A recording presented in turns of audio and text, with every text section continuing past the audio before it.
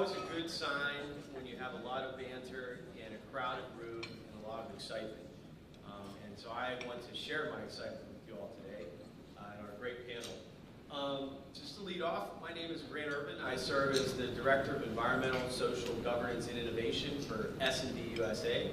S&D USA is an infrastructure development and construction company based here in Pittsburgh, Pennsylvania, over on the north side. As I just told Marty and Larry, if you're ever over at Federal Galley, please stop by and see us. We do a lot of work here in Pittsburgh in terms of heavy civil construction, but also have 4 lines of business: our concessions, our civil construction group, our e-mobility group, which is our latest business venture, and energy. And so you can also see us in places like Fargo, North Dakota, Texas, California, Baltimore, Maryland, and Virginia Beach, Virginia. So if you ever need a bridge fixed or a locker dam fixed, just give us a call. We're happy to help out. We're super excited here to be a sponsor and a participant again here at Pittsburgh Earth Day, and have a great panel here that's going to impart some wonderful knowledge that they're going to share with you all. And the hope today is that you leave here with at least 2 great ideas in terms of how you can drive sustainability in the work that you do with your organizations and your companies. Before I start to have introductions with our panelists, I just want to do a little bit of level setting in terms of kind of the topic today. When Rhonda and Anthony came to me and asked about what do we do here with the business breakfast coming up, we were doing a lot of reflection with regards to both prior panels and activities and just where we're all at in terms of sustainability and kind of the world that we live in. And we came up with this concept of rethink how you think about the future. And really what that concept is based in is every day we are inundated with our devices, what we watch on the television screen or the small screen or the medium-sized screen, some sort of catastrophic event, some sort of bad news. Things are challenging in our world today, environmentally, socially, with regards to the business climate. But we also recognize that there is an opportunity in terms of how we drive forward in a positive path. There's a lot of great things that are happening in the world today as well. And there's a lot of great things that are happening in this room because of your leadership in our greater Pittsburgh community. And so those are some of the things that we wanted to share and think about today as we rethink how we position ourselves with regards to sustainability, with regards to business opportunities that are in front of us, and how we can drive that type of change in our own individual lives. So this opportunity to rethink is really how we can be better, how we can create a culture of continuous improvement within our organizations and within our greater Pittsburgh business community. And so that's kind of the theme that we're really starting to ground ourselves in here today. So I wanted to share that as a level set, both the audience as well as for our esteemed panelists.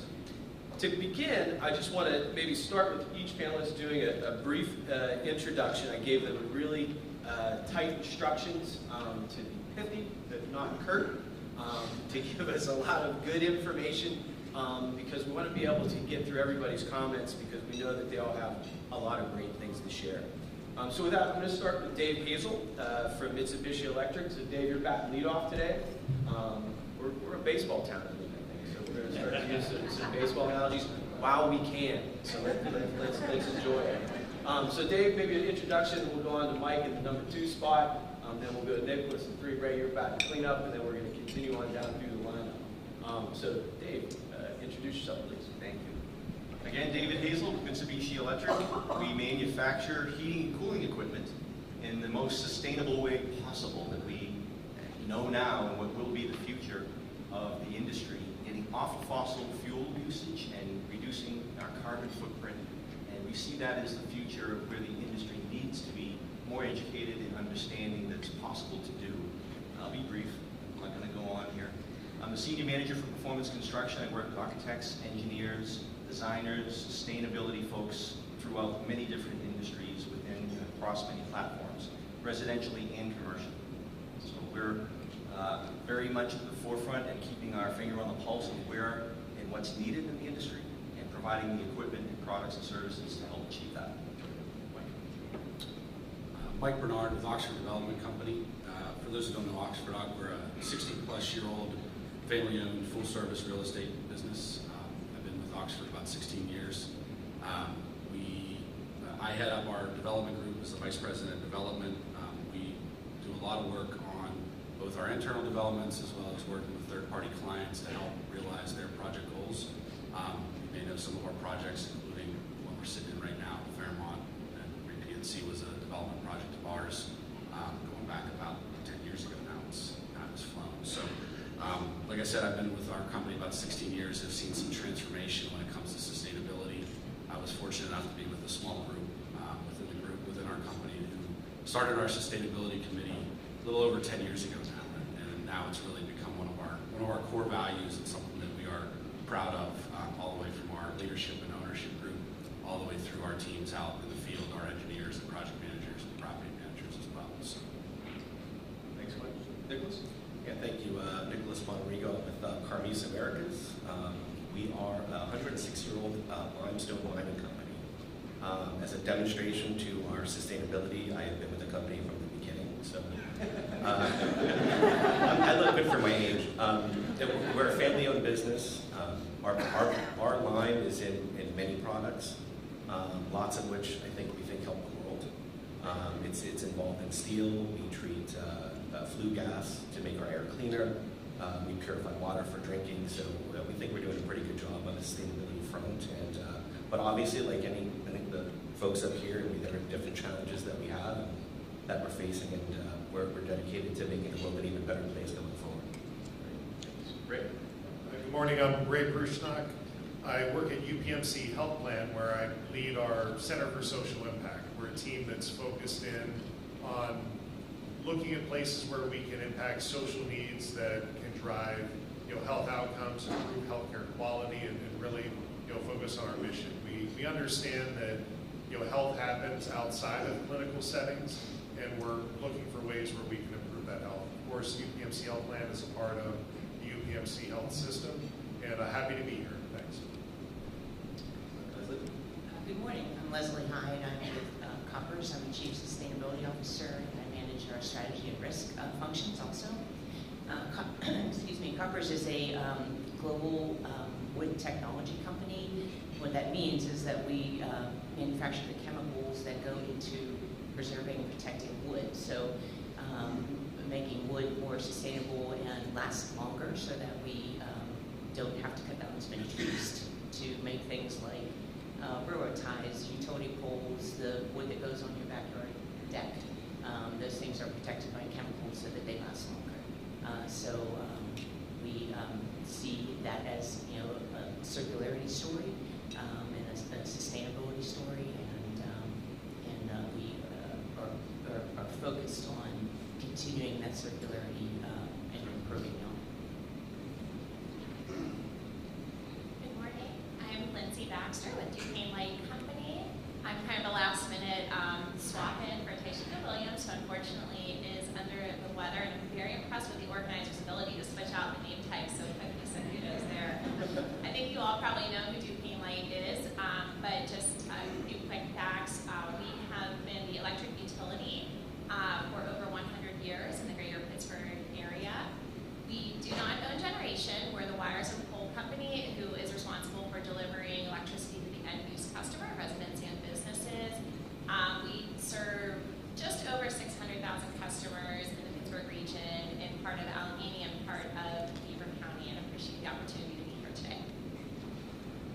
Richard? Morning. I'm Richard Piacentini. I'm President and CEO of the Phipps Conservatory and Botanical Gardens. Original conservatory opened in 1893. Then in 1993, since 1993, it's been run by a nonprofit organization. We still continue to do the fabulous flower shows that everyone in Pittsburgh expects us to do. But we're also very much focused on sustainability now and connecting people to nature and trying to show people how it's possible to live in harmony with nature. Tim Thiel with Covestro. I am a late fill-in. I'm going to check to see if my colleague Rebecca Lucore was at Duquesne late yesterday. Just now.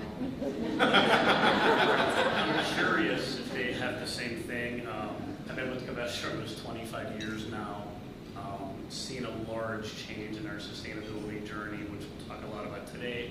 We're a materials science company. We provide materials pretty much into things you guys all use every day, whether it's your cars, buildings, your computers, the beds you sleep on, some fun stuff like golf balls for any golfers.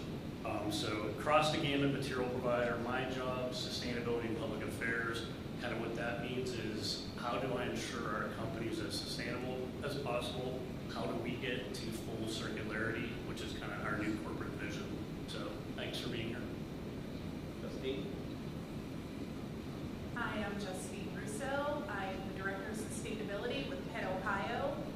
Pitt, Ohio is a freight transportation solutions company, and most people don't think sustainability when they see a tractor trailer going down the Pennsylvania Turnpike.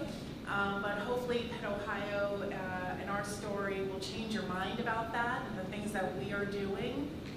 My title is a little bit of a misnomer because my job is really to tell the story of what everyone in the company is doing with sustainability. It is really a decentralized function, and it is the job of everyone at Pitt, Ohio. Thank you, Ben. Thanks. Yeah, hi, good morning, everyone. My name is Ben Johnson. I'm an attorney with Wesco, and I focus on a lot of things, including ESG, sustainability, compliance, disclosures, initiatives, etc. Wesco is a business-to-business supply chain solutions provider. We are headquartered right over at Station Square. We have about 800 branches in 50 countries and around 20,000 employees. We really are going through a transformational moment as a company. In the last 3.5 years, we've grown to 21 billion in annual revenue and seen about 300% shareholder return. Now, that's not the reason why we're here today. We're here today because we have retained and only increased our focus on sustainability and stakeholders. That includes improving our recycling by reducing landfill waste intensity, investing in initiatives to increase solar energy efficiency. In 2022, we worked with customers to install 221 million kilowatt hours of solar panels. That's the equivalent of 186,000 acres of trees being planted in the same time period. And during all of that, we've not lost focus on our employees. We're now more than 50% of our board, more than 50% of the CEO direct reports, and more than 50% of our US-based employees are diverse in terms of race, gender, or ethnicity. It really is an exciting time to be a part of Wesco. I'm so excited to talk more about what we're doing today. Awesome, awesome. Well, you know, Ben, to that, I'm going to give you the chance to talk more about it because you're first up on the question. Appreciate it. Thank you. So, you know, we've heard this, right? One of the great things, just a reflection on the panel, is that you have a lot of history here, a lot of you know, familiar names, familiar faces, but a lot of history in terms of Pittsburgh companies, right? Names that are part of Pittsburgh business lore, if you will. You've all seen this transition happen in your times and your positions. How is your company adopting to these growing pressures of sustainability? Whether it's the market, whether it's your customers, whether it's kind of the demand that you see from your employees to steer the ship in a new direction. How are you guys addressing all that? We'll start with you, Ben. Thanks, Grant. Yeah, so our CEO, John Engel, is a business roundtable member. He's a signatory to the UN Global Compact. All of that means he is committed to promoting long-term sustainable value for stakeholders. Right? At this point, we've evolved where really ESG and sustainability are built into the fabric of the governance of our organization. It's a major focus of the board. It's a major focus of its committees. Management is thinking and focusing these topics every single day, and it flows all the way through our operations. It's a common topic for everyone in our organization to discuss these different aspects. And we're thinking about sustainability, we think really about two things. It's a twofold strategy. How can we minimize the environmental impacts of our own operations? And simultaneously, how can we help our customers to reach their sustainability goals with the products and services we offer? Right? I mentioned some of that, for example, helping them to install those solar panels. We do a lot of different things, though. It's not just a solution focused on more renewable energy, which is great. It's also focused on increased efficiency, automation, smart building technologies, retrofitting buildings to use LED light bulbs instead of other things like that, right? So, and simultaneously, we're also focused on our own operations. We set some sustainability goals, reducing our greenhouse gas emissions by 15% by 2030, reducing our landfill waste intensity by 2030, What I can't say how we're doing on those today, because it's going to come out in our sustainability report, which you should all check out when it publishes roughly in June. But there's a lot of work we're doing, and excited to talk more about the market and the details. Excellent. Justine?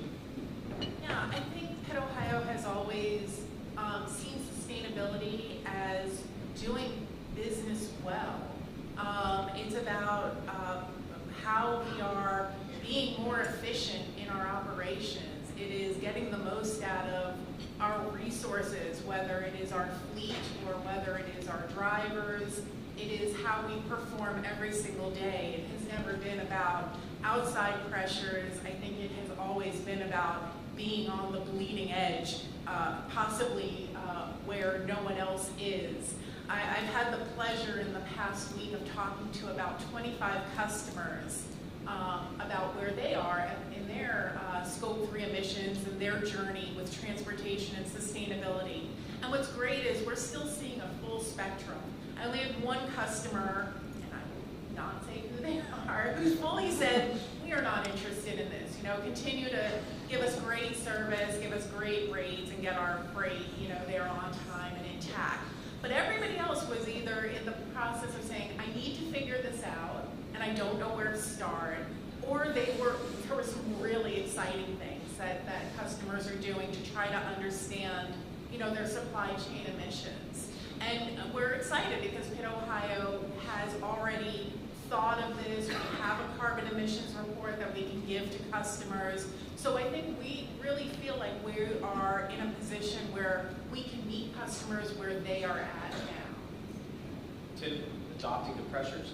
Yep, and I'm going to get a little different here. I'm going to read something real quick so I don't forget, but SREX, LCA, EPD, PCR, CE, Scope 1, Scope 2, Scope 3, Advanced Recycling, Bio-Based, Paris Climate Agreement, COP26, GHG, EIU, PPA, EPPA. I think you get the picture. It's a new language, and what we've been doing for about a year here, a year and a half at Covestro, one, it's internal education. We have employees here that have been through this. It's, you know, how do we talk that language to customers? Most people don't understand it. A lot of us in the room probably do. Parts of our jobs. Our customers have spread the gamut as well, where they'll say, I have no clue what to do. I don't know any of this. And then our employees will say, I don't understand any of these things you guys are talking about. It might as well be a different language. So our goal is to have our customers, our suppliers, even our employees understand all that vernacular, understand what it is. And what I'll say, I think the key is setting goals, attainable goals with the KPIs and tracking. I've seen other customers that will set a goal, and I'll say, how are you getting there? So we'll figure that later. And I think that's not really the way to go. So I would say that's really what's changed the most in our company, is just education on this new realm and new thing in our industries here. Interesting. Richard, to turn to you, I mean, both in terms of the leadership that you've provided in Phipps, has it been customers driving that, the patrons? Is it the board? Is it the staff? Where are the pressures coming out from Phipps? It's a lot of it's been internal. You know, I think about a little over 20 years ago, when we were starting to think about building our welcome center, we were talking to an architect, Bill McDonough, who's one of our more famous green building architects. He told us about this new thing coming out called LEED. And he started telling us how buildings account for about 40% of the energy we use, the water we use, pollution we produce. And we were just really taken aback. We had no idea that buildings had such an impact on the environment. We said, you know, if we care about the environment, why should our buildings reflect our value? So we decided to pursue our new construction, and we try to make our buildings as efficient as we can. We've since gone on, we've built 3 zero-energy buildings, including one that's at the Living Building Challenge, which is the most rigorous green building standard in the world. So these are 3 buildings that have no electric bill, they have no heating bill, they have no cooling bill, and they won't forever. And they're also really great places for people to work because they've met the Living Building Challenge. And for us, I think it's been really important to show that it is possible to build buildings that are good for people and good for the environment, and address things like climate change as well. That's amazing. Lindsay, you've seen it both inside the public sector and the private sector. Where do you see pressures coming from, and maybe reflect the differences? I would say all of the above. So just taking a step back, I wanted to talk a little bit about how Duquesne Light is structured. So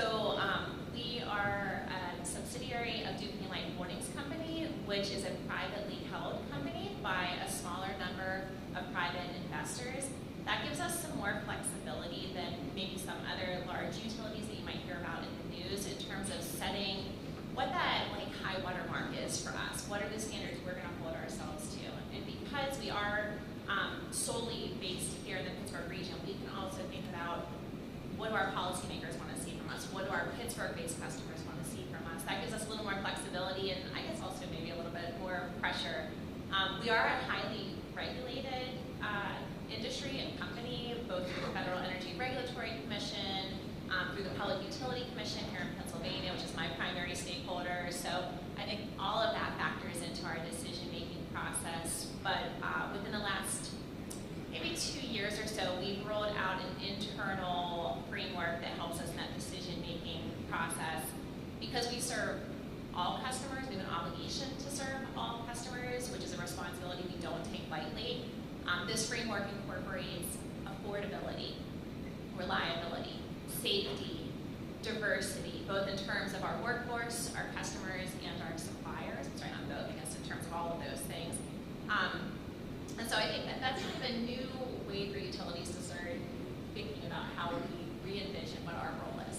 Just a reflection, I get to see you all in the audience too, and so when I see each of their team members, when they speak, go, just nod and like soak it in and love it. It's awesome.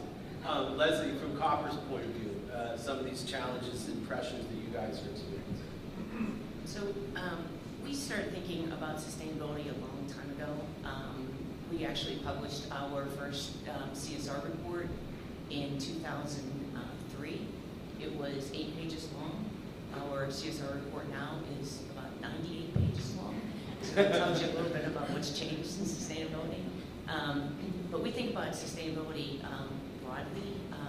The CSR, so or the ESG, so environmental, social, and governance.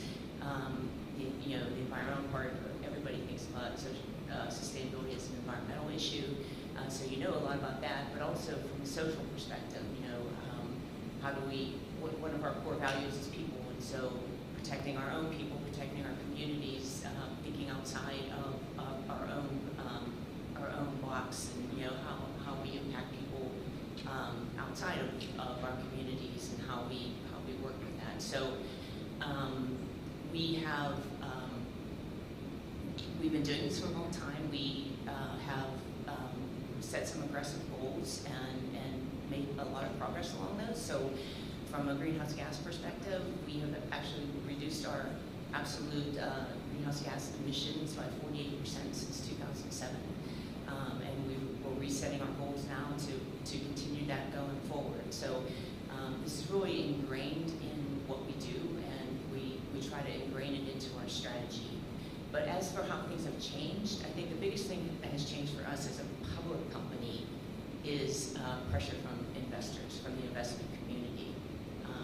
You all, one of the panelists read off a lot of acronyms, so you've all heard about all the reporting acronyms that we need to consider, and these maybe not are required to report to, but so we look to those reporting mechanisms to say, what do we need to do next, and how do we tell our story to the investment community in a way that they understand and can use that information to make investment decisions. So, there are a lot of voluntary standards, there are a lot of mandatory standards, and so we obviously are mandatory standards, but we're looking more at the voluntary standards and how we can tell our story better through those disclosures. Awesome, great. Ray, turn to you from UPMC's perspective. In terms of, you guys are literally touching people's lives from a health perspective. What are some of those pressures that you guys are feeling in terms of addressing sustainability? Yeah, thanks, Grant. I think first that maybe it's a myth that sustainability is purely environmental. When we think about sustainability, it's really about meeting the needs of the present without sacrificing the needs of future generations and their ability to meet their own needs. And the interaction of social determinants of health are more than just individual; they're systemic. And so, when we think about having a healthy environment, that obviously impacts our health, whether it's air quality and relating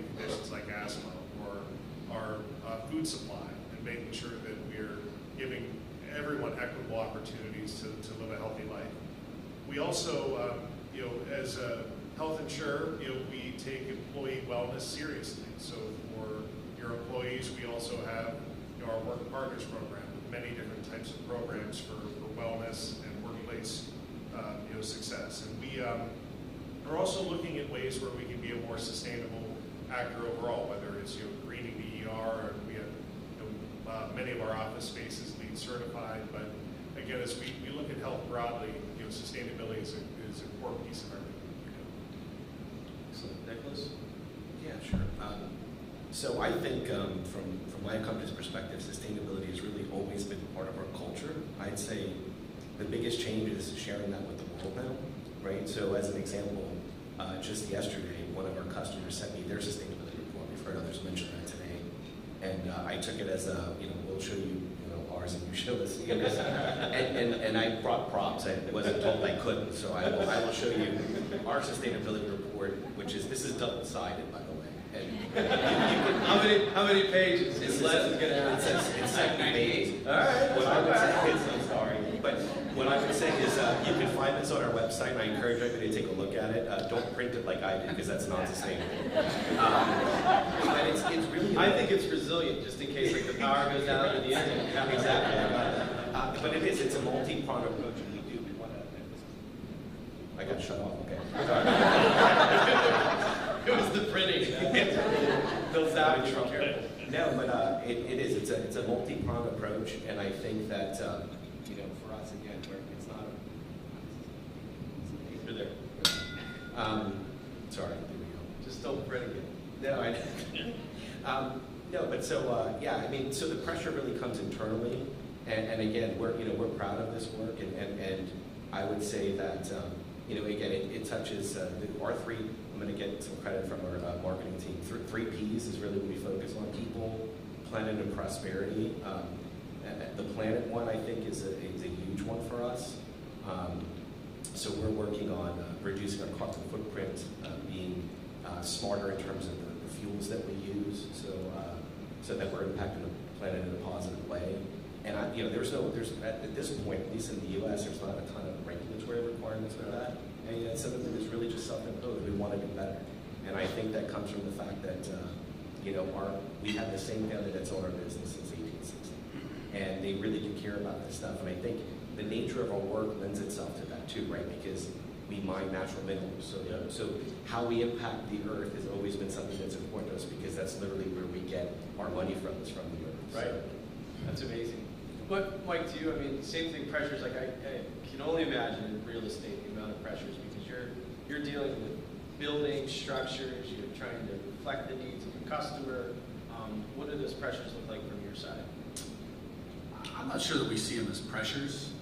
We obviously know that Mike got creative. we have a responsibility as a steward of real estate. Our business is buildings, and it's we've always looked at it as how we can do it better. And sustainability has really become a core value due to the value that brings. Oxford is not a short-term owner. We don't develop typically and turn buildings over and sell them immediately. We look at long-term values. We've recently finally sold some buildings we've owned for 35, 40 years. And they've gone through countless numbers of tenants and life cycles and everything else. So, we really look at our responsibility of bringing, responsible buildings, to the stock here in the areas that we serve.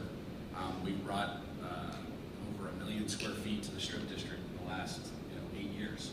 All of that built sustainably, LEED certified.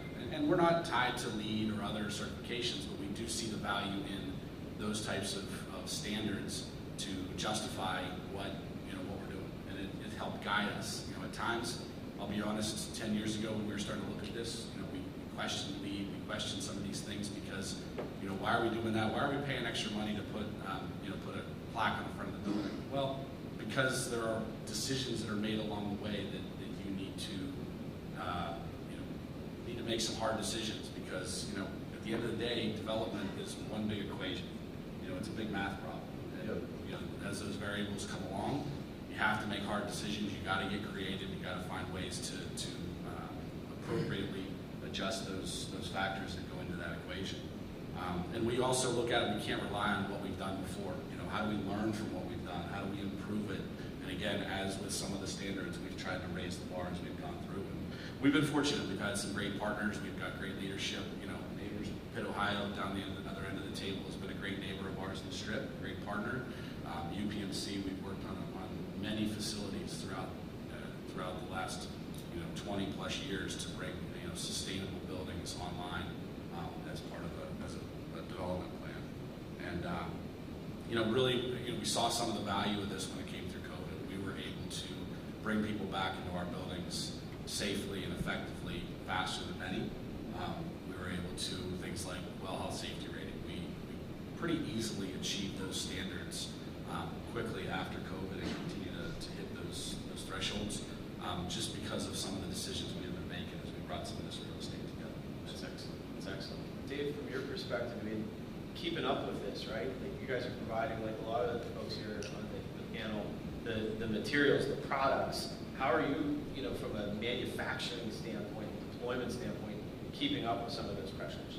Yeah, good question. The panelists have very eloquently described why we're all here today in the room. We look at it from a little different perspective as a worldwide leader in manufacturing of equipment that is designed to help achieve the goals that we're all trying to get to from a carbon reduction and sustainability mindset. So we look at it to say, okay, where is the industry now and where is it going? And how do we plan for providing the equipment and the comfort and health and safety of the occupants of these buildings in a sustainable, energy efficient methodology without using fossil fuels to get the comfort that people receive. So our engineering team in Japan and elsewhere around the world have been very, very diligent in providing the market by peeking ahead around corners to see where the industry was going, especially towards an electrification mindset. Half our name, Mitsubishi Electric, half our name is electric, so we should be very, very mindful of that, and we are. And so we look at it as providing the pickaxes and shovels to the industry so they can provide the methodology to the 2030 and 2050 goal achievement of carbon reduction in general. We're going to go back the other direction here. So, just to pick up on that for a second, one of the big topics I think that's entered the sustainability lexicon in the last 3 to 5 years has been circularity, right? Like thinking in terms of the full life cycle of the product, not in a linear fashion where we're just extracting, consuming, producing, and then tossing it in the landfill and never thinking about it again. And the pandemic in many cases have forced us to think about that even more because of constraints on the supply chain and sourcing. What's that look like, from a Mitsubishi perspective, particularly like your global reach, right? But I want to take this on down from everybody's perspective. How are you bringing material thinking into the work that you're doing? Like we've heard a lot about energy, but what the things, like how are we thinking about those things in the manufacturing process for you guys? We're looking at where we source our materials from. How are they extracted from the earth or from other manufacturing techniques?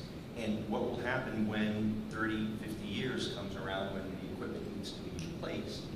Where will that, so it will not end up in a landfill or have a thought process where it's just disposable. And we don't work in a planned obsolescence with a mindset that reflects that.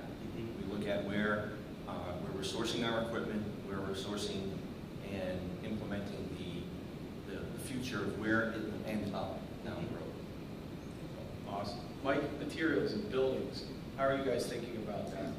Well, I think a big part of what we're looking at, we are looking at materials, we are looking at life cycle costs, we are looking at, things of how to produce the buildings, but also the design that goes into them. And what, everybody's seen how much change there's been in the workplace. So to use one mark, even the way people live, what their apartments look like, what housing looks like, those kind of things. So adaptability, is a key component to what we look at. How are we going to evolve when it comes to the, future workplace? What are the different opportunities for living for folks as it can be more affordable, it can be more at reach for everybody. The other piece, again, going back to the material side, is how do we work with our partners to build it better, to build it more safely, more efficiently. We're looking at modular construction very, very hard. How do we get more of this built off-site. This is not just a life cycle or a material issue, it's also a workforce issue. We see that a lot in construction as well. So all of those discussions are part of our project evolution, I'll say at this point. Okay. Nicholas, like you mentioned, your profit comes from the earth, right? Like, what's that thought process in your perspective? Yeah, well, so I mean, one of the things that I think about when I think about circularity, a big part of our process is obviously it's carbon intensive, right? We have to burn limestone to make it into lime, and so we do have a carbon footprint that we think about. And so for us, it's important to invest in technologies, and we think we're going to be part of the solution going forward to actually be able to take that carbon out of the atmosphere using different things that we produce and that we're investing in. So we actually have a subsidiary that's based in Belgium that is literally focused solely on developing those technologies in the future to be able to pull that carbon into from the ambient air and make it part of this process in a different way. So yeah. Awesome. Ray, I'm not going to ask you about materials, but I think it's important to talk about the people in a circular fashion, right? And you're doing a lot of that work in terms of the life cycle of all of us, in terms of the region, those different stages of life. How's UPMC kind of meeting those needs in the different stages that we're all in? Yeah, thanks, Grant. So I will make a call out to Holly Vogt, our new sustainability director. We have a variety of initiatives at UPMC that are about materials. When you think about the waste in healthcare, there are things like that little pulse ox thing that they put on your finger that traditionally for sanitary reasons, speed, all of these factors, they would be disposed of. And so looking at ways where we can reuse and make sure we're improving everything we do as a health delivery system. But I think also, as Grant's pointing out, I think equitable distribution of resources and how we think about, access to healthcare, how we think about, access to, good paying jobs, and how we think about investing in our communities will make them more resilient and more sustainable and circular in the future. So we have a variety of initiatives that range from our Pathways to Work program, which is really looking at how do we help our Medicaid members, most of whom already have a job, but not a job that provides health insurance or provides a high-paying wage to get off of Medicaid, to give them a pathway for a sustainable future where they can earn an income. And also looking at places where we can improve affordable housing in our region to allow more people to succeed, and also investing in things like the Pittsburgh province. So sustainability, circularity, it all can be defined broadly. And again, it's really about ways how we can make our communities more resilient. Terrific. Leslie, to you, concepts of circularity, are key to Koppers' world too. What are some of the things you're thinking about? So I'm going to start by going back in history. You probably didn't think you were going to get a history lesson today. Koppers is a Pittsburgh company. We've been a Pittsburgh company for over 100 years. We trace our history back to a man named Hyde Koppers. He was an engineer, worked in the steel industry, and so the steel industry takes coal, obviously, turns it into coke, and then uses that coke to make steel. So the process of taking coal and turning it into coke creates waste. So what Hyde Koppers did was he found a way to use that waste from the coke manufacturing process and produce other materials from it. So that is the circularity embodied. So what I always tell people is that we have circularity in our DNA because our company was founded on that. So bringing our products back, creating our products and bringing them back, and finding that kind of end solution for them is really big in our strategy. And one of the things that we do now is, so I told you earlier, we produce the chemicals that are used to preserve railroad ties.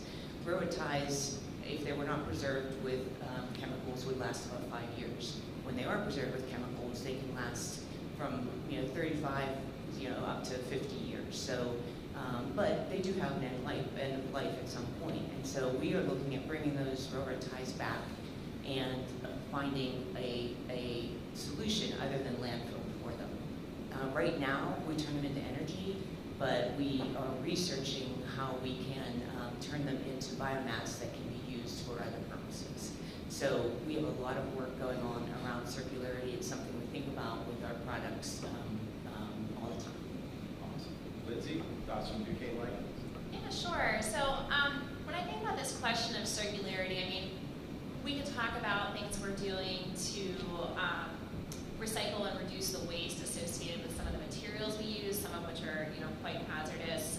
One quick example is that we are a member and have been for years of the EAP's voluntary SF6 partnership. So SF6 is a powerful greenhouse gas. It's used in some of our substation equipment as an insulation material. So when we need to decommission one of those pieces of equipment, making sure that we're doing that properly with the vacuum equipment to capture any of that gas before it's released to the atmosphere, and then it can be reused and put to new uses.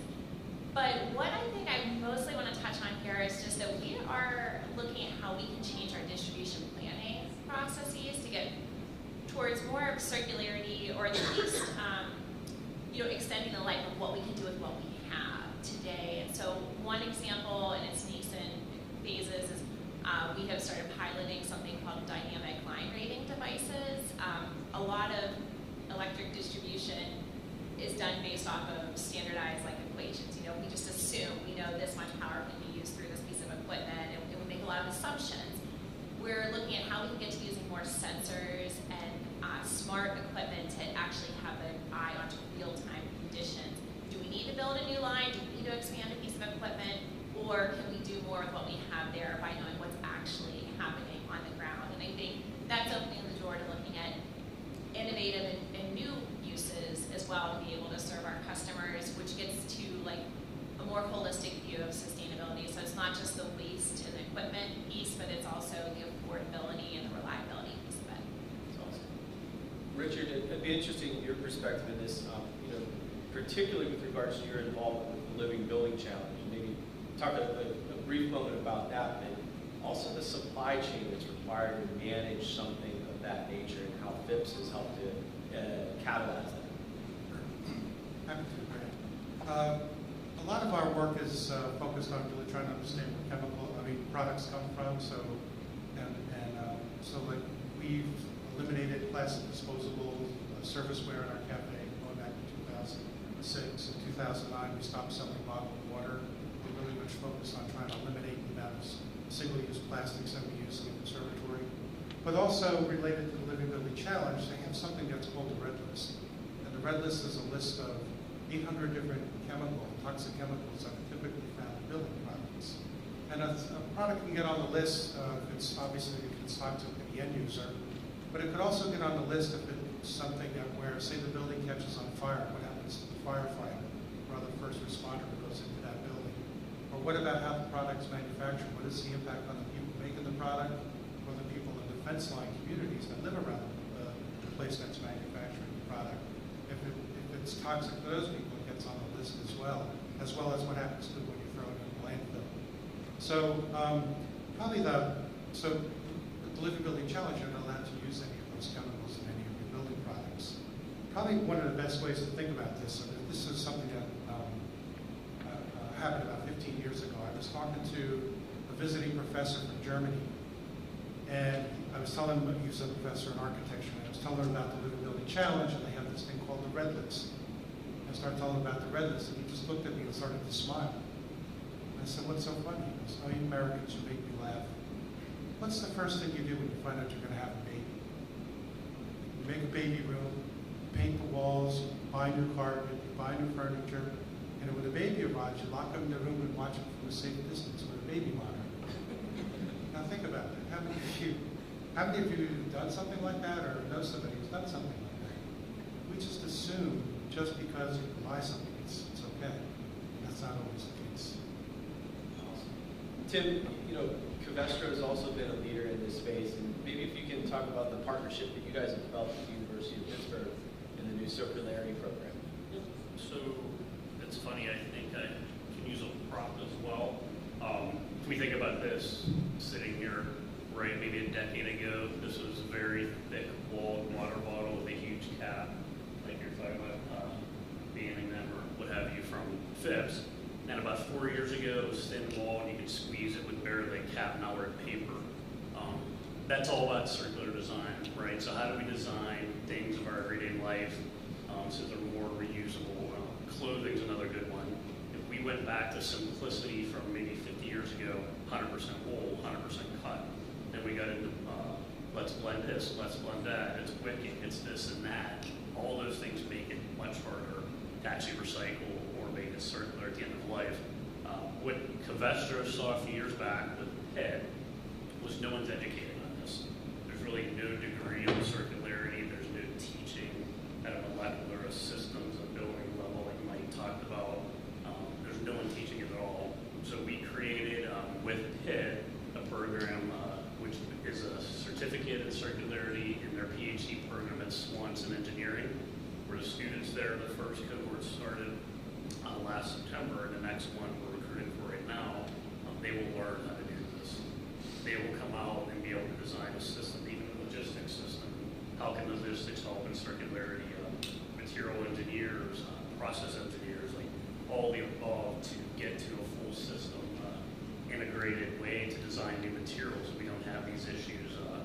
I mean, in conclusion, the way I like to think of it, as a society, we look at a big pile of something or a landfill, and after the fact, we say, what am I going to do with that? There's a huge pile of water bottles or mattresses or what have you. Now, the thinking should be, what can I do now so that when we have that, it's easier, more economical, better, friendly life, or does it even make it there? Excellent. Justine, from the logistics side, how are you guys thinking about circularity? So I can think about a couple of different things. So the first one is when we're thinking about the new electric trucks, how quickly the technology is changing, which is great, but it's also very challenging. We put in fast chargers. They were state of the art. It's, I think, been 2 years, and now all of a sudden there's next models. You really have to think about, when are you going to make that investment? And then what are you committing to?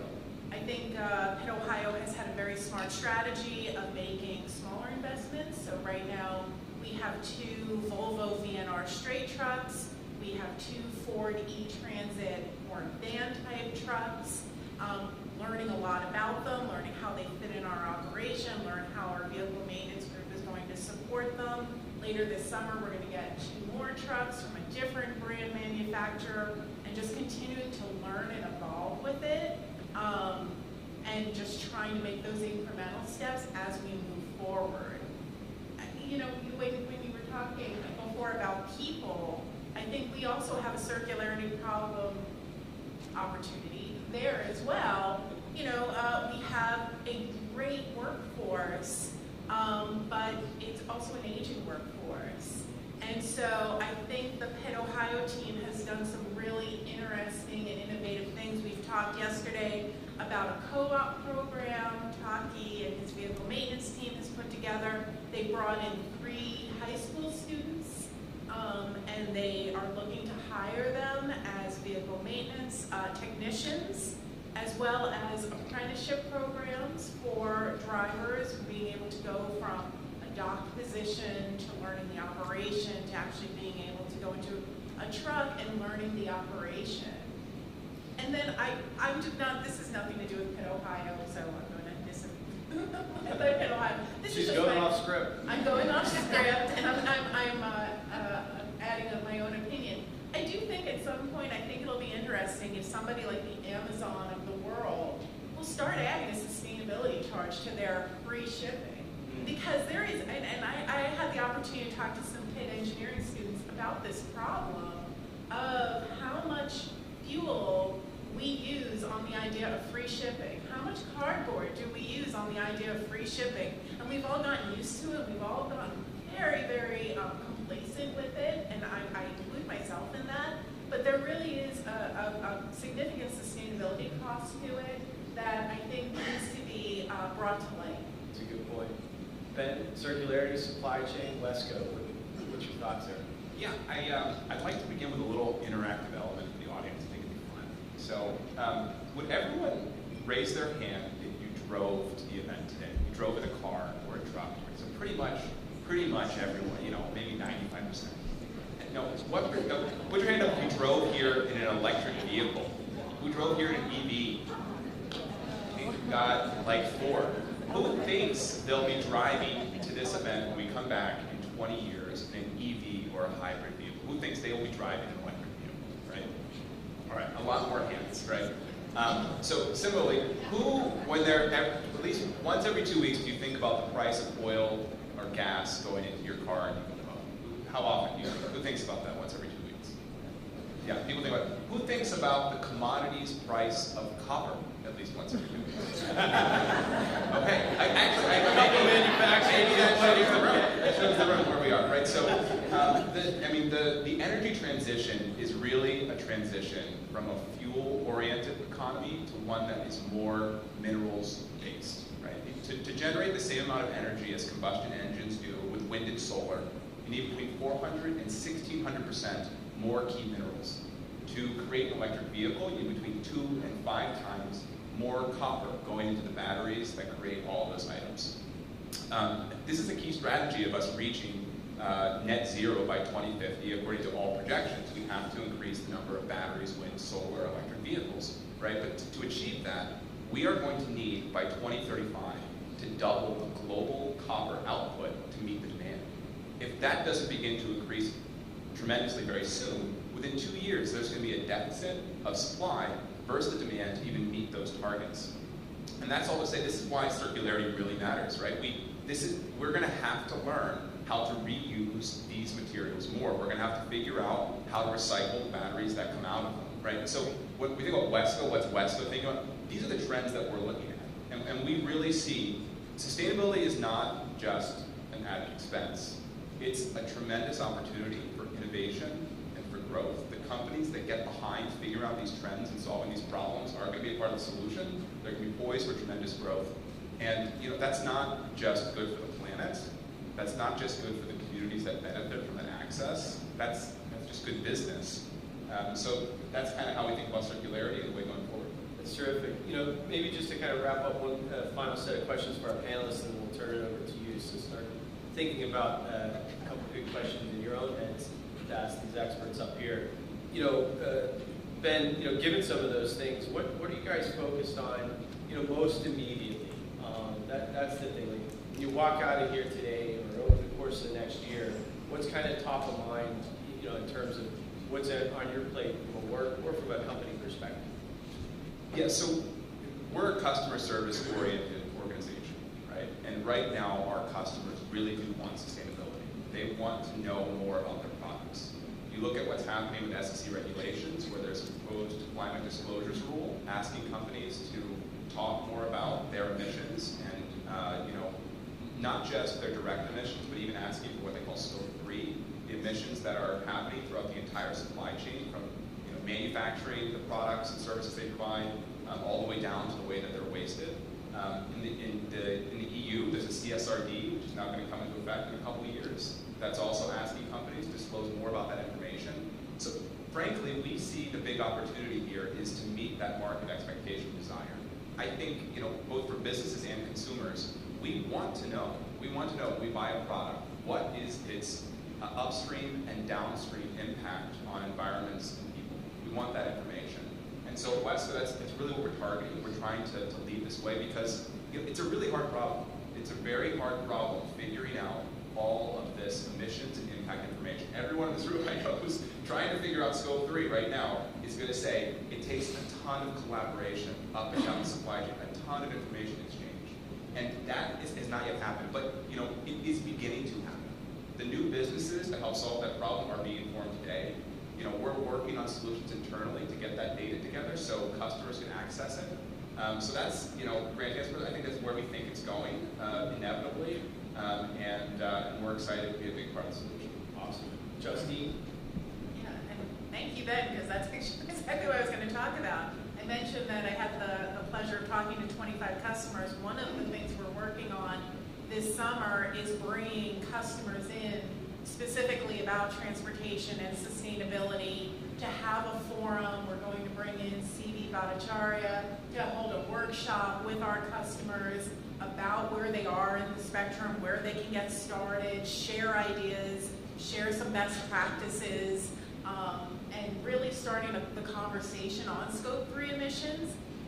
The feedback was so overwhelmingly positive. It looks like we're going to have a second forum. So, you know, I was talking to both our customers, Covestro and Wesco, and hopefully they can attend. So that's one thing we're doing. That's one thing we're doing, I think, and continuing, I think, leveraging some of the money that's out there, thanks to the Build Back Better initiatives, but looking to expand electrification and renewable energy at some of our terminals. Oh, that's awesome. Tim, from Yeah, Covestro? she was very persuasive before we started. She asked to sit next to you. Good spot, actually. I mean, I'll start a little bit with scope emissions. I mean, we have a goal, Covestro, of 2035 to be scope 1 and 2 zero, which is pretty aggressive for a manufacturer. Scope 3, like Ben said, is yeoman's work to get to a goal even. We'll have that by the end of the year. And what I'll say is, you know, when I started G's in the late 90s, I would never think I would say something like this. You know, our goal is to basically move away from fossil fuels to make what we make, right? So we're looking at, you know, how can we make our portfolio climate neutral? How can we make our portfolio, you know, CO2 reduced products so our customers can make all the great things you all use in a more sustainable way. One thing I'll say, manufacturers, I think, is going to happen around the world even. We're all going to become recyclers, meaning that a company like mine has scientists a lot smarter than I am, will be able to take everyday goods that you all get rid of and turn them back into an everyday good without going back to fossil fuels. Finally, and I mean, I'll blame Grant for this, I see incremental innovation, so singles, not home runs for baseball. We're not going to get there tomorrow. Yeah, small ball. We're not going to get there tomorrow. This is years away. Innovation year after year, year after year, even if it's bridging strategies till we get to a home run, is what it's going to take from a lot of people in this room and companies like ours. Excellent. Thank you. Richard? One of the things that we're focused on right now is trying to change the conversation. I think a lot of people, and I think this is probably due to the way the environmental movement started that back about 50 years ago, when we started talking about being sustainable. I think people were told that they were bad, what they do is bad, and that you know, you want to be sustainable, you're going to be uncomfortable, so just get used to it. You're going to be hot in the summer, you're going to be cold in the winter time, you're going to be miserable, so just get over it, just deal with it, right? Nobody desires to be uncomfortable, but we want people to change. We have to show them what we're talking about is actually better. It's beautiful. It's actually going to be a lot better for them. It'll be a lot better for the air, the water, their health, the health of the planet. And that's what we're trying to do at Phipps Conservatory, to show that these sustainable solutions we're talking about are actually beautiful and they're actually better. I invite you all to come out and see some of the buildings we built. They truly are a lot better than all the other buildings I've ever been in. The other thing we're focused on right now is trying to get our entire campus, plan for our entire campus to be net zero. When you think about it, you know, the original conservatory that opened in 1893 is probably one of the best examples of the worst kinds of buildings you could possibly build. It's a single pane glass house designed to grow tropical plants in a temperate climate. And how crazy is that? Okay? But I think it's indicative of this mindset that people have, the 19th century mindset, that we're going to conquer nature. We're not going to conquer nature. We have to learn to live in harmony with it and recognize that we're part of nature. And that's what drives what we do at Phipps, and that's the message that we're trying to share with people as we go forward. Terrific. Thanks, Richard. Lindsay, what's hot on your plate? Sure. So I'm going to answer this two ways. I'll try to maybe get the of like something very concrete and then something that's maybe a little more ethereal.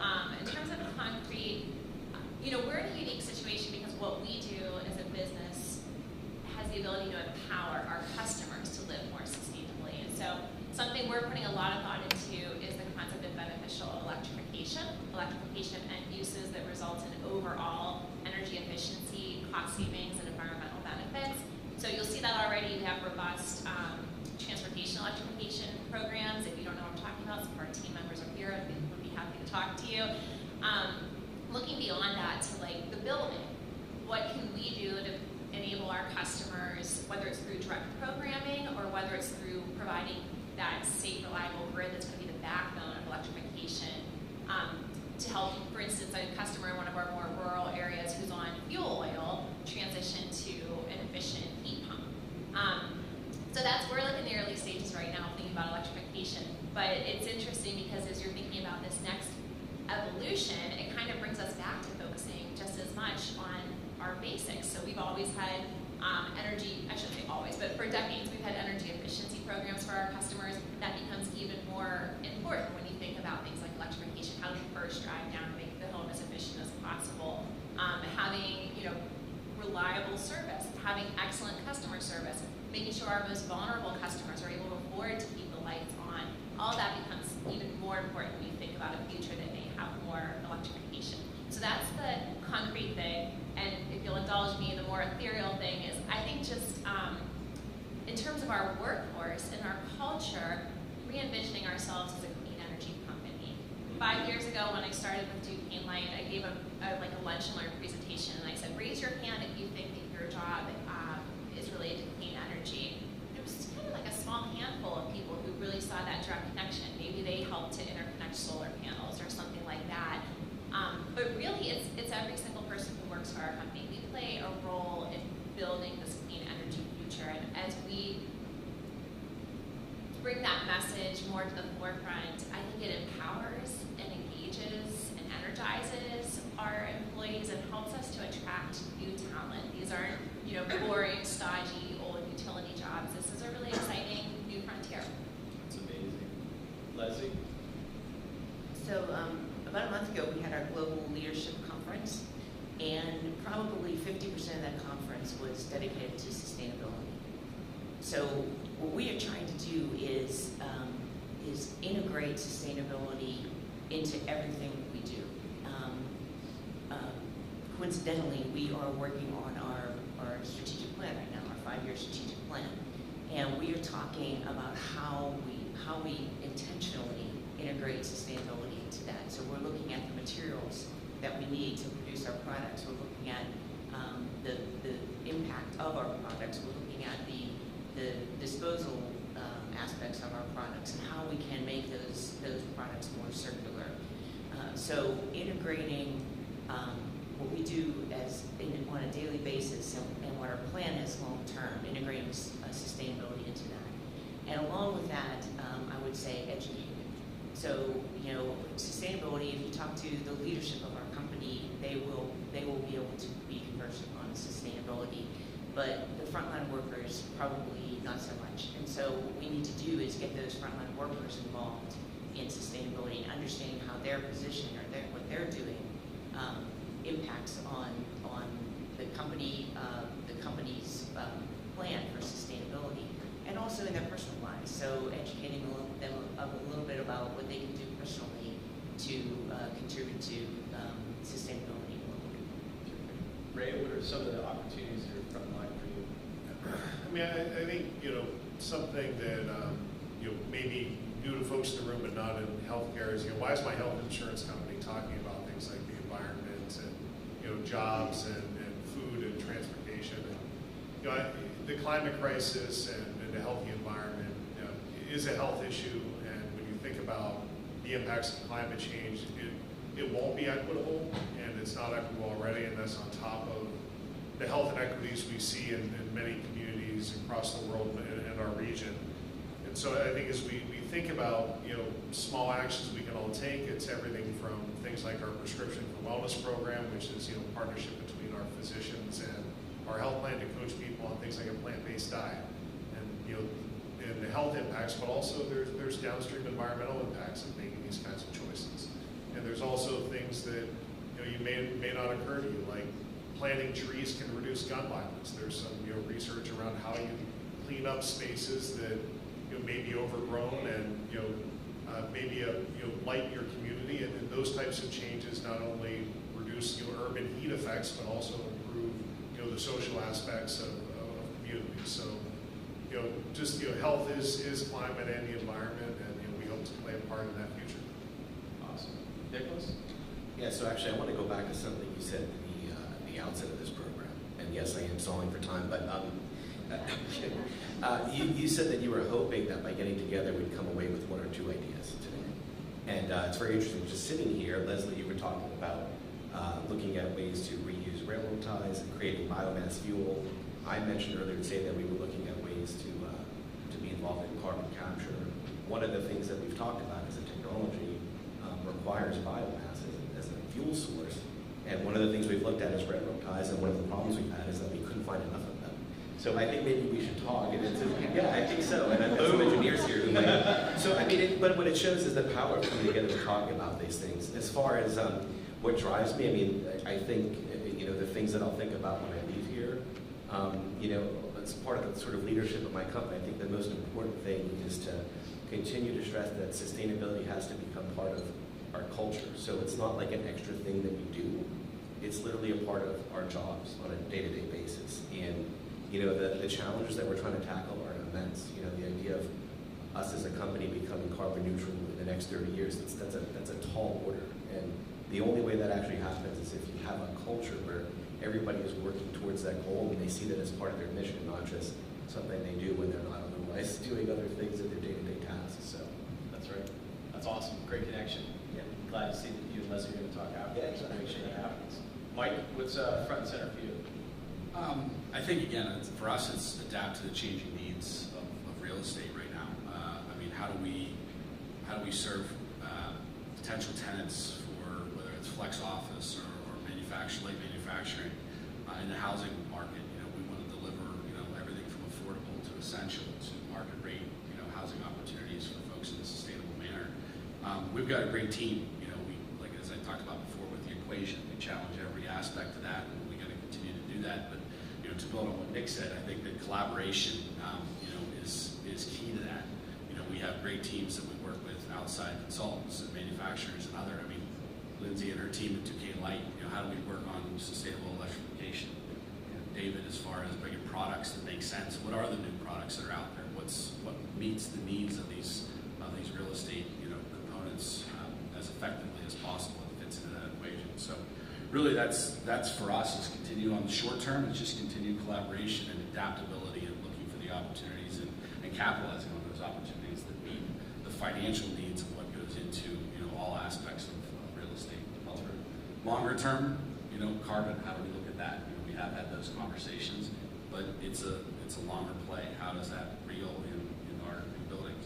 Unfortunately, we'd love to be building a mass timber building every time we turn around that's got embodied carbon that exceeds what anybody else is doing. But Google and Walmart and some of those corporations aren't necessarily building on every corner. So there's different financial needs that go into the equations for those types of developments. So do our best to continue to improve and work with our partners to do so. Thanks for that. Final word. What's on your plate? I think everyone in the room here gets it and understands what these discussions have now coming full circle as we conclude, and we'll take questions. But those that are not in the room, I think those are the folks that we need to get to. And action has to happen.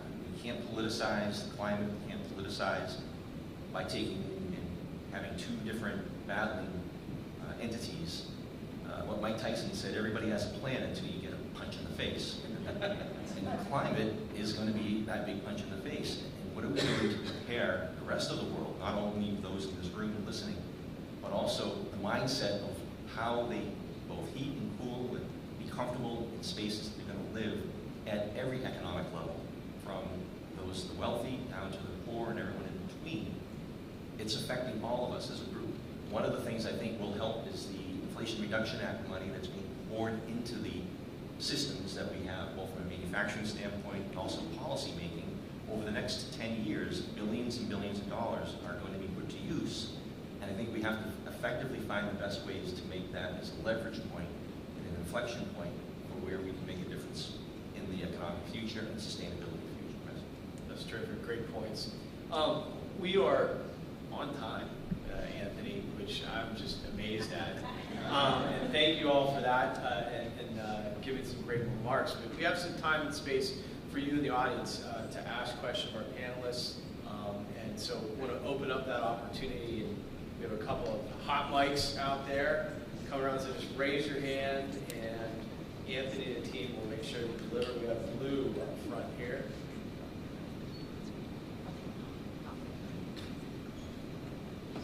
We're going to leave breadcrumbs and make sure you find it back. Hi. So you all are... Maybe introduce yourself real quickly and then I'm ask your question. I work at the Center for Sustainable Business. I'm also the director of the Pennsylvania Sustainable Business Network, so reach out. So you all are kind of one piece in an economy, in many different economies, and you affect each other, and so that's one thing. And so I look at the external side of that. I help build the ecosystems around that. So what is it that you all need as individual companies, organizations, nonprofits, anything, from the external ecosystem that would support this endeavor of this massive change that we're going through? Support systems needed. Let's take that. Be bold. Step Scary forward. one. Good. I can help you out. Mostly because you have a really nice jacket. Looks great. I think, again, to solve the problem that faces today, to even begin to aspire to get to net zero by 2050, it's going to take a lot more teamwork, right? A lot more working together than we've seen historically. Again, just that example of mining, for example, doubling our mining overnight. There's a huge amount of transportation that goes into that. China right now refines 47% of the world's copper, and we mine most of it.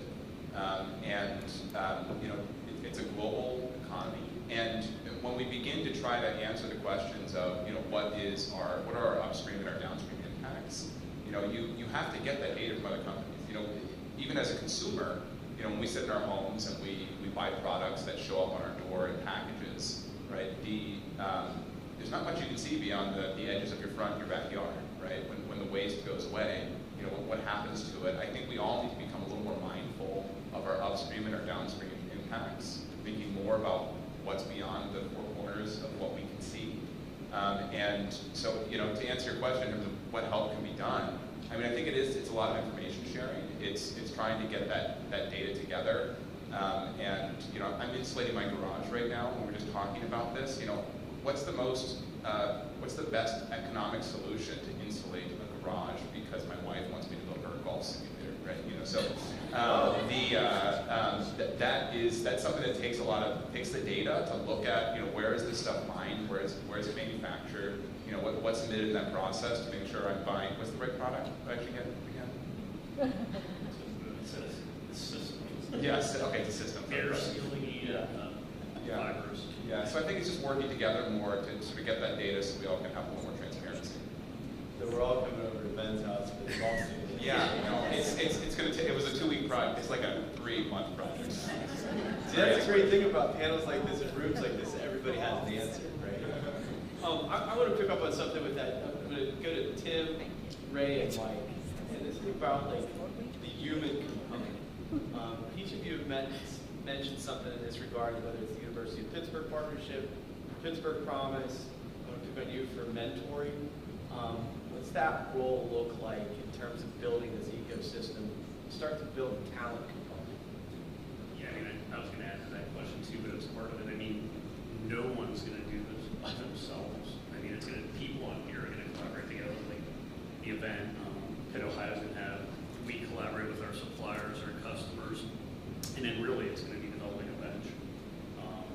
Our company and the scientific community is aging, we have an aging workforce. So where do you get that talent, that bench that comes and has these new ways of thinking and circularity and sustainability? I'm probably the norm. I work in sustainability. I have this much education on it. When I went, it really had no courses on it. So I think a lot of us tend to be someone that has this broad-based experience in the company that can talk across the whole gamut of the value chain of the company. So I think people development to have those skills that, frankly, a good bit of us are learning on the job and on the fly a little bit. I think it's going to help. Great. In healthcare and social determinants, so we talk a lot about what we call blending and braiding. So how do you combine different streams and these was saying, working together is incredibly important.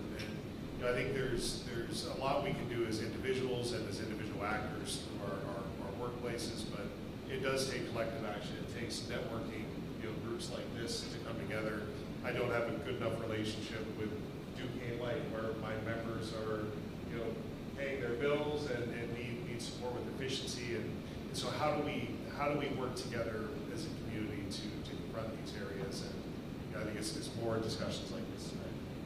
Mike?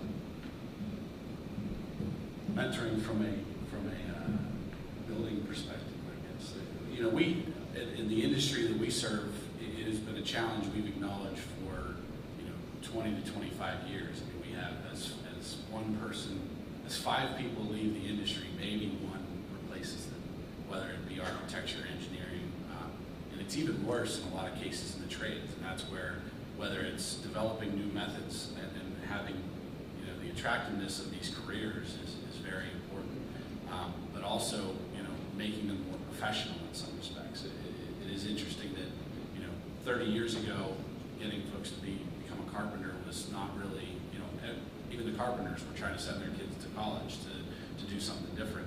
Now it is more attractive, it's more of a profession, it is well paid, but people don't necessarily know that. So that's one example. I think the STEM programs that are out there that are developing, a more diverse, engineering and technical and STEM related, pool of individuals. But then part of it is also going to be when they come out of their training, whether it's trade school or whether it's college, how do we hang on to them? I know when I came out of college, I think 20% of our engineering graduates actually went into an applied field, and many of them went into the financial sector and some of these others that were very looked for that technical thinking. How do we continue to make it desirable to be a part of that? And I think it is going to get better. I think that sustainability is something that I know with my kids, that's just part of it. They understand it, they get it, and they're even better than we are in some cases. So hopefully that continues. That's awesome. Great. Other questions from the audience? We have one here and one over there. Blue coat, teal. Close. Hi. Aquamarine. Turquoise. Turquoise? I'm Stacey Bodo. I work for Global Links. So my question is kind of a follow-up to that, and it's sort of exactly what you hit on your kids, growing up thinking sustainably. So we've heard about mentoring and how we bring that in, but what are we doing to listen? What are we doing to ask?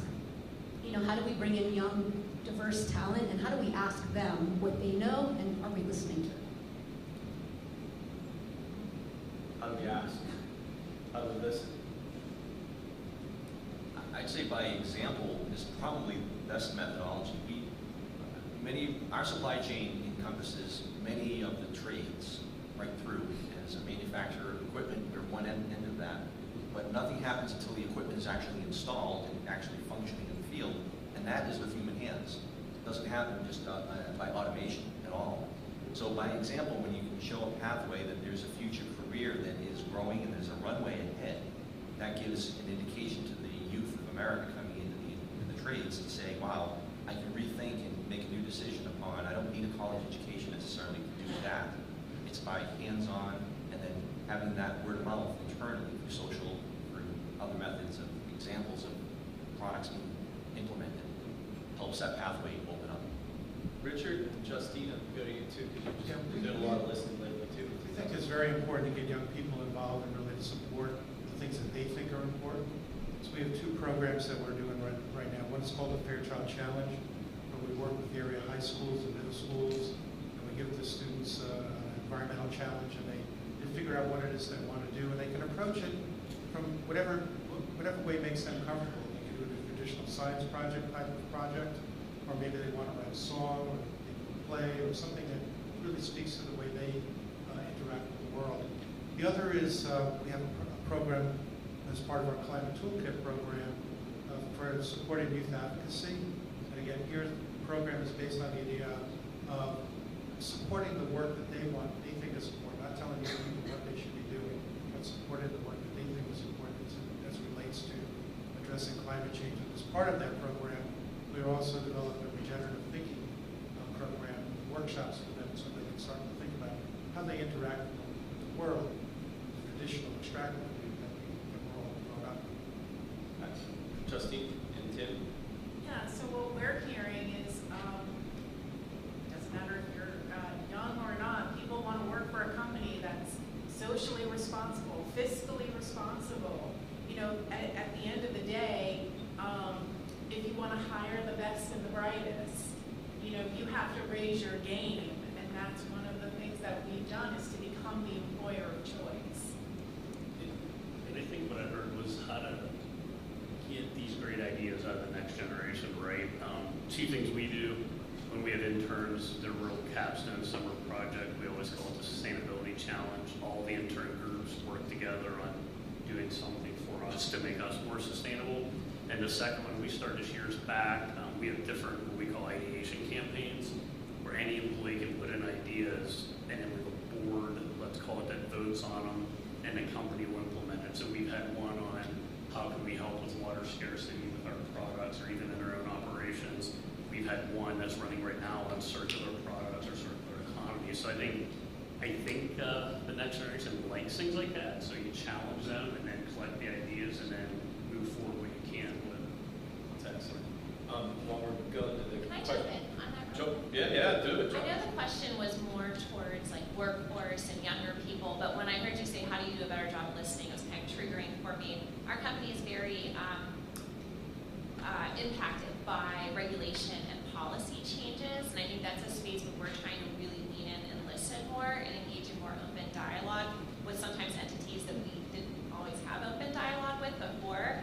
Those might be environmental organizations, they might be human service organizations, they might be organizations where we're never going to completely see eye to eye, but we're trying to do a better job of like opening up that dialogue and doing it early, not necessarily in the midst of a legal proceeding in front of the commission or a legislative hearing, doing it earlier on where there's a chance to find out where we are aligned, where there might be middle ground, or at least understand where each other is coming from. So I would challenge all of you as well, if there's folks that, you know, maybe you're not communicating with, and if our company is one of them, like, feel free to grab me afterwards.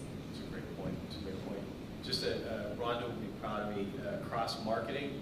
In the Green Voice, we do the Dirt podcast, and there's a great new episode that comes out with Tracy Vitale, who's the superintendent of Seneca Valley Schools. And Tracy, specifically, and her team has done a great job in terms of listening to kids, listening to parents in terms of advancing sustainable building design. And the new urban school that they've created up in Cranberry is absolutely a fabulous example of taking in a lot of that input and then putting it into the physical structure of the school. So listen to the third podcast and check out Tracy. It's really great. We had another question over here.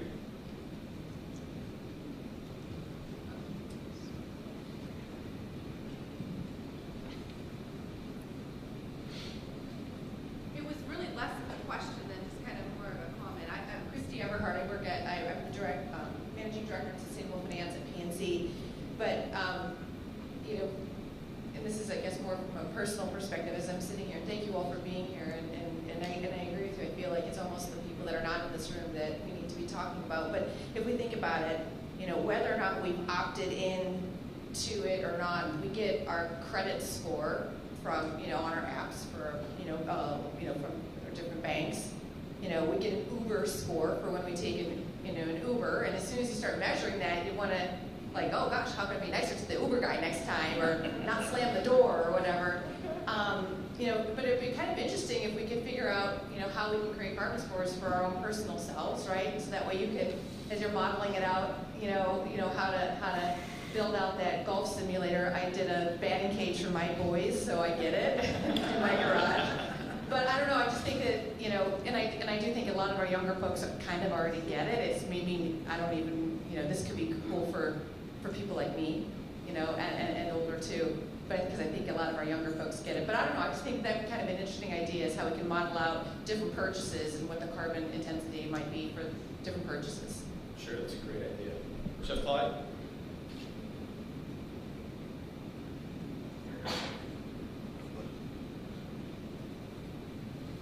When I say Chef Clyde, I just assume that.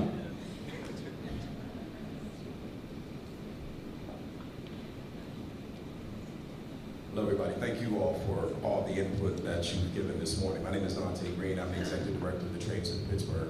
And it kind of goes back to the workforce piece. Just have a really quick question.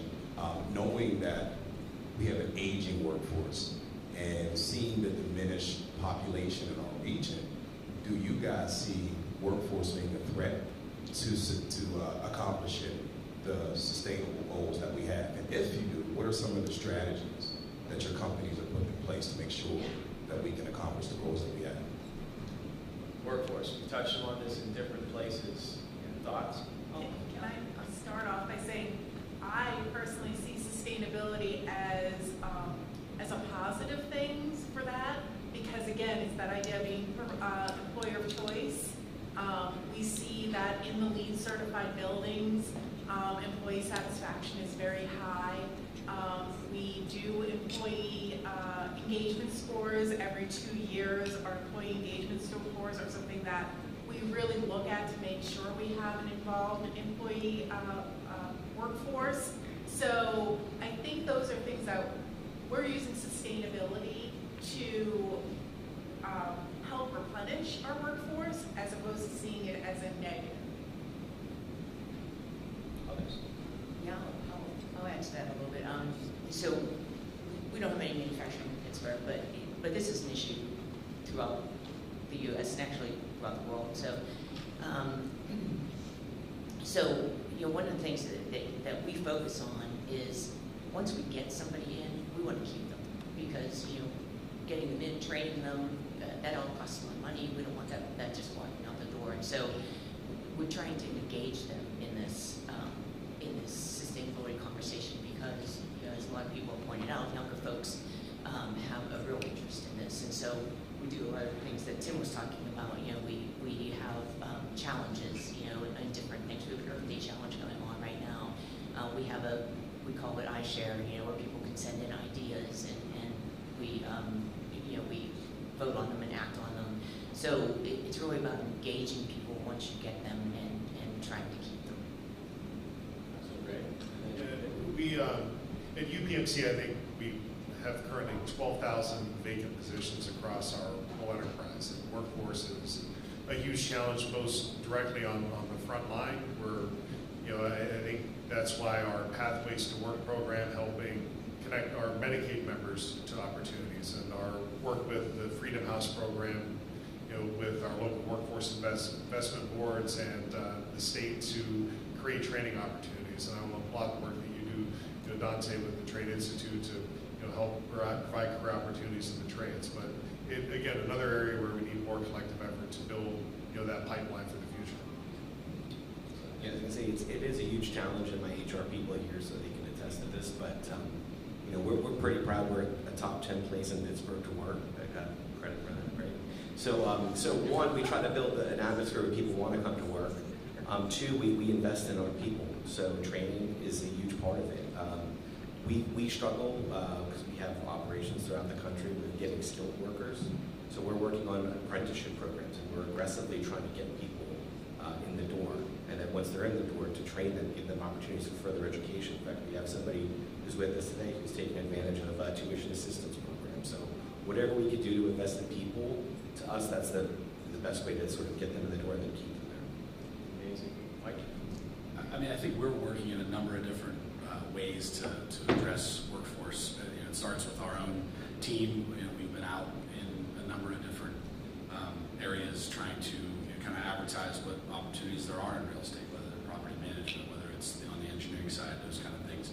We're not a huge employer. We're not UPMC. We don't have that type of impact. But it starts there. It starts working with the trade organizations to help provide opportunities within our projects for training, whether it's hopefully we can start looking at how to train the tradesmen with passive house or other sustainable type of opportunities. Technicians that are out looking at different HVAC systems, things like that are learning opportunities on our projects. But it's also a big part of what we do is working with our clients and our tenants to provide, everybody talks about the flight to quality when it comes to real estate. How do we learn and adapt our real estate assets to better provide environment for people to work and for people who want to come back to the office and be engaged? Had a conversation here before this about the personal side of this and getting, maybe there is hybrid work opportunities, but how do we provide a better place for people to come in, people to work next to somebody in person, have the conversations about the Steelers in the morning, those kind of things, that you get that better work environment, and at the same time that personal side of it grows them as an employee, and it really becomes a better place to work, hopefully, for them at the beginning and through their career, but with flexibility and adapting to the new world that we live in. Excellent. With that, I want to bring this great opportunity to share information and connections with everyone to a close. Just maybe one final remark. I think it starts and ends there with people. And how do we effectively build the workforce and the talent here in the region to start to carry forward a lot of these great ideas that we've shared here today. So with that, I want to thank all of our sponsors for the event, many of which you're seeing here today. Let's give them a round of applause. And also, I'd just like to thank you all for being such a great audience and so dedicated to this cause. And thank you also to the team from Pittsburgh Earth Day for bringing us together, Rhonda and Anthony and everyone that helps make great events like this possible. Thank you all for all the dedication that you have to this. So thanks, and let's have a great, sustainable day.